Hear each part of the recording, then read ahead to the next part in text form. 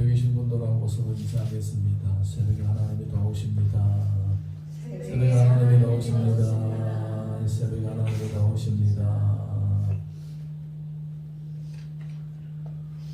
1991년도에 소련이 붕괴되었습니다. 12월 26일 소련 최고 평의회에서 소련 해체를 선언했습니다. 그때부터 공산주의 진영이 하나하나 무너지기 시작하는 것입니다.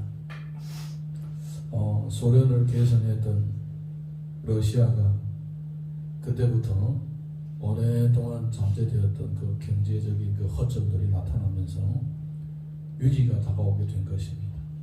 이 경제 위기라는 것은 하루 아침에 터지는 것이 아니라 오랫동안 경제에 불실한 것들이 계속 축적되다 보면서 나중에 그냥 팍 터지는 것입니다.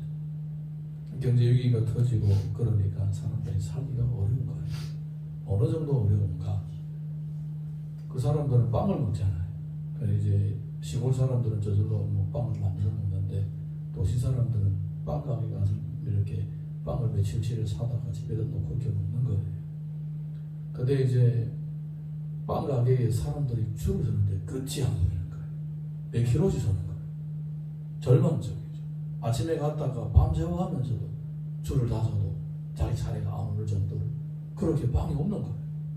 그래도 그냥 어쩔 수 없이 그냥 우리 같으면 서로 다 그 앞에 창문에 그 유리가 깨질 정도로 막 모여가지고 나 하면서 내가 10원, 나 20원 뭐 이러면서 뺏어갈 건데 그래도 대부 굶어 죽어도 줄을 다 서가지고 그렇게 뭐 몇십 시간씩 몇 시간도 아니고 몇십 시간씩 그 추운데 덜덜 떨면서 쫙 절망적이죠.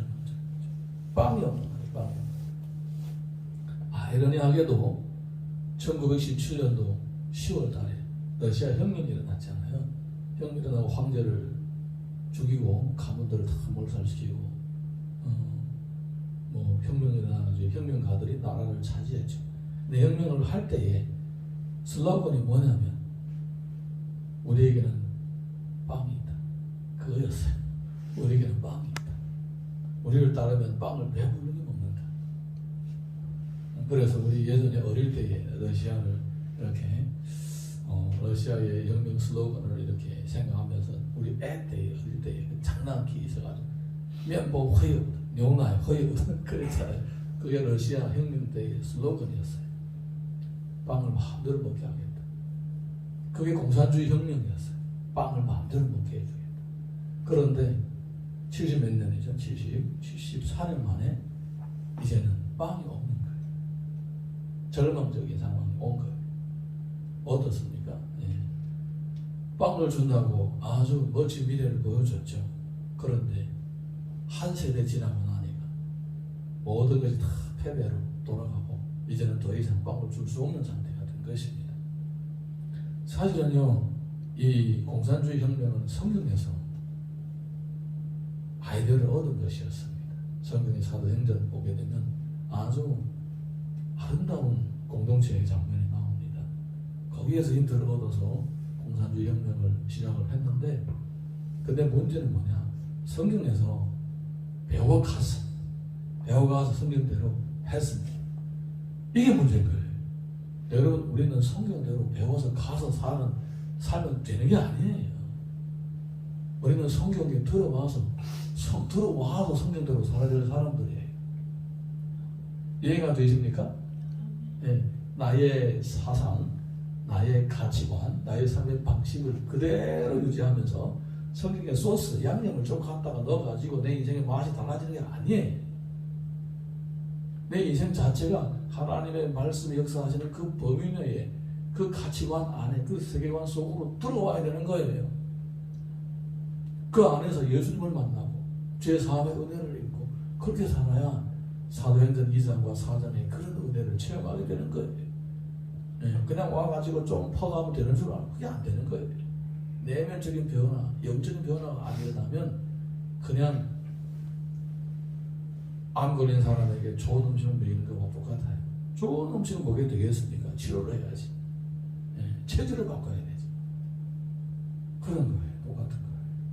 그래서 결국은 지금도 마찬가지죠. 이름만 남아있죠. 공산주의라는 이름만 남아있고 실제로는 껍데기예요. 아무도 공산주의를 따르지 않아요. 더 이상 아무도 따르지 않아요. 알아서 그냥 열심히 돈을 벌어서 나오면서 사는 거예요. 네. 하나님의 말씀을 배우면서 이런 것이 이런 거구나 그러면서 내가 그 속으로 들어와야 되고 그 안에서 살아야 된다 라는 것입니다. 할렐루야. 네. 오늘도 우리 보게 되면 고통 가운데 빠져있는 백성들에게 하나님의 은혜 가운데서 그 안에서 살면 어떻게 되는지 보여주는 거예요. 1절에서 5절까지 먼저 읽어보겠습니다. 1절에서 5절 다 같이 읽습니다. 시작.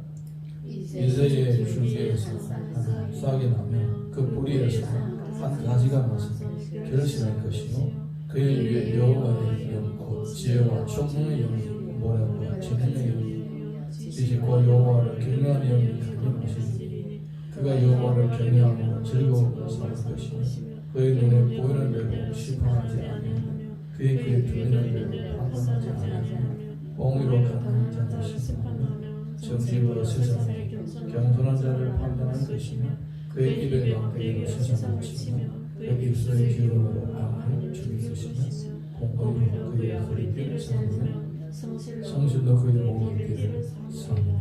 아멘. 이새 줄기에서 한 싹이 나오고 그 뿌리에서 한 가지가 나와서 결실을 한다는 것입니다. 열매를 맺는다는 것입니다. 그러니까 메시아가 이 땅에 오셔서 그냥 바람 타고 돌아다니고 뭐 기적을 행하면서 동이 번쩍 서해 번쩍 이게 아닌 것입니다. 사람의 혈통으로 오셔서 사람으로 태어나셔서 사람으로서 하나님의 아들이시고 이 위에 하나님이시지만 사람으로서 이 땅에 오셔서 사람으로서 하나님의 말씀과 율법을 다 지켜나가면서 삶으로 본을 보여주신 것입니다. 예, 그게 바로 열매인 것입니다. 열매. 그러면서 그의 그 헌신으로 인해서 십자가에 못 박혀 죽으시는 피 흘림으로 인해서 구속이 이루어지고 그를 믿는 자마다 죄사함의 은혜를 잊게 되는 것입니다. 그 열매예요. 열매.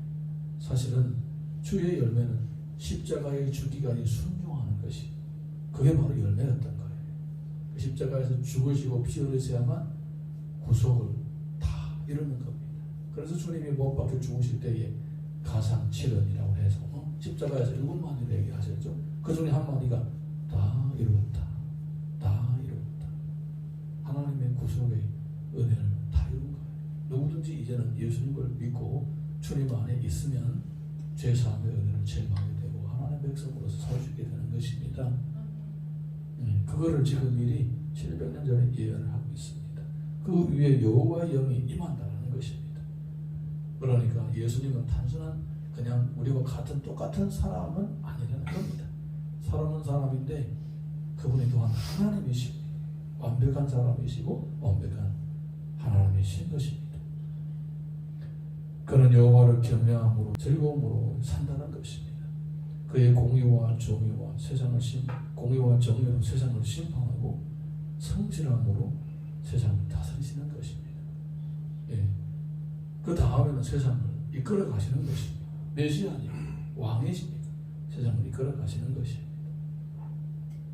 여러분, 우리가 철이 없을 때에는 이런 나이와 상관이 없습니다.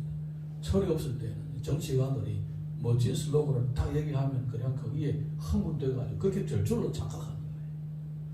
우리 이제 한국에 와서 거의 2년 있으면서 한국 정치나 뭐 다른 나라가 다 똑같아요.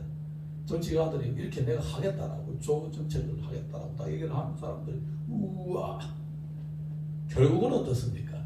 똑같습니다. 결국은 다 똑같아요.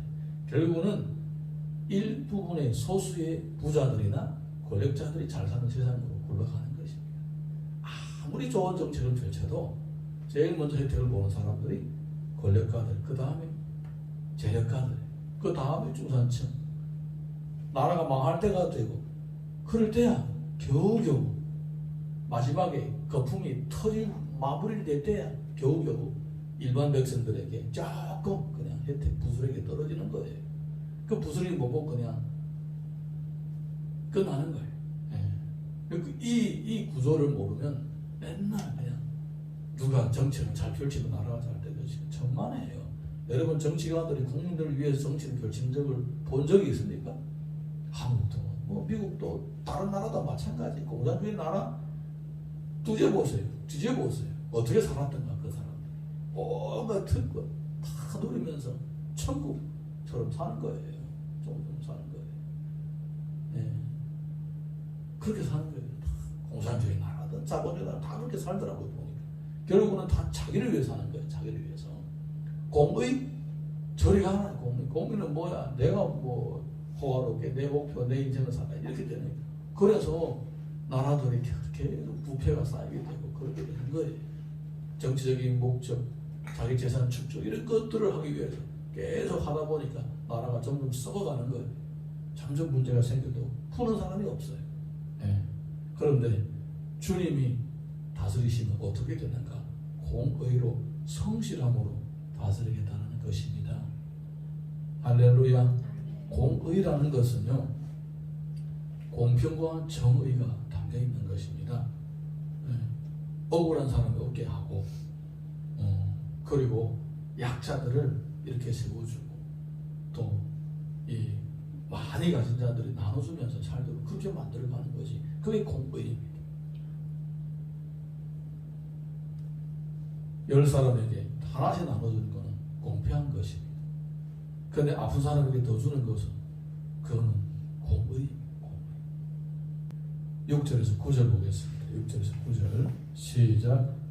그때 이레가 어린 양과 함께 살며 표범이 어린 염소와 함께 누우며 송아지와 어린 사자와 사자들이 함께 있어 어린아이에게 끌리며 암소와 곰이 함께 누우며 그들의 새끼가 함께 엎드리며 사자와 소처럼 풀을 먹을 것이며 젊은 아이가 독사의 구멍에서 잠자며 절대는 어린 아이가 독사의 굴에 손을 넣을 것이라. 내 거룩한 산 모든 곳에서 해변도 없고 상함도 없을 것이니 얘는 우리 바다를 덮음같이 여호와를 아는 지식이 세상에 충만할 것입니다. 아멘. 이렇게 만들겠다는 것입니다. 약육, 강식, 정글의 그러한 생태 다 사라지게 된다는 것입니다.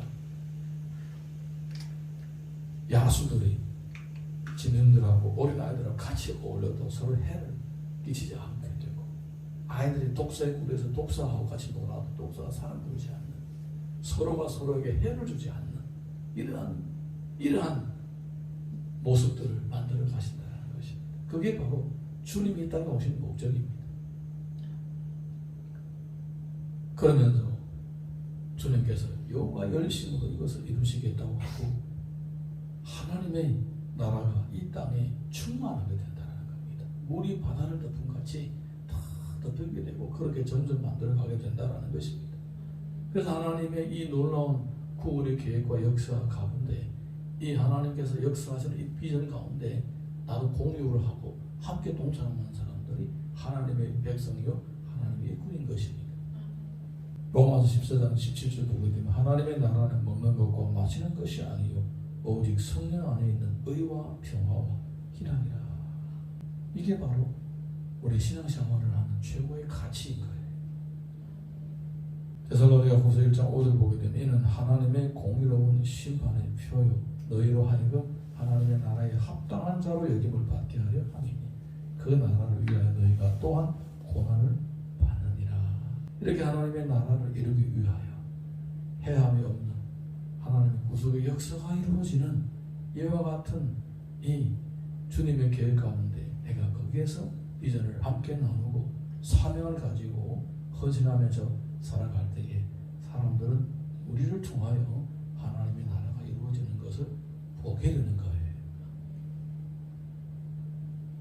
예수님의 탄생을 기념하는 성탄절을 맞이하면서 주님의 오심을 통하여 하나님의 나라가 직접 눈에 보여지게 되고 삶으로 체험하게 되었던 그 시대처럼 오늘날 이 땅에서 예수님의 제자인 우리들이 하나님의 말씀을 따라 그 안에서 살아감으로써 우리를 통하여 하나님의 나라가 주님이 오실 때까지 계속적으로 펼쳐나가는 역사가 있기를 예수님 이름으로 축원합니다. 우리 찬양 하나 부르고 함께 기도하겠습니다.